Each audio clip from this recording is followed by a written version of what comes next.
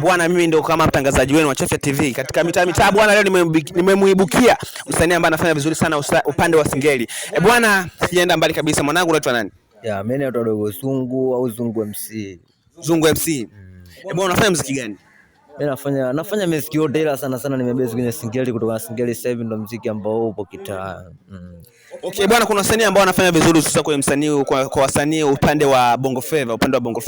Bwana, kuna watu ambao wanakuja moto na wengine waga wanapoa. Bwana, msanii gani ambaye underground unamkubali sana? Wapo ila wajipangira hapa. Kuna dogo hapa nimemuona hapa sasa hivi, namuona anafanya vizuri. Kaja kama na kazi 3 hivi mpya, zote ukiziangalia ni kazi ambazo yani ni uandishi mzuri, yani ni kama wao ndo wanavyofanya. Kuna dogo anaitwa Chris Mane. Chris Mane.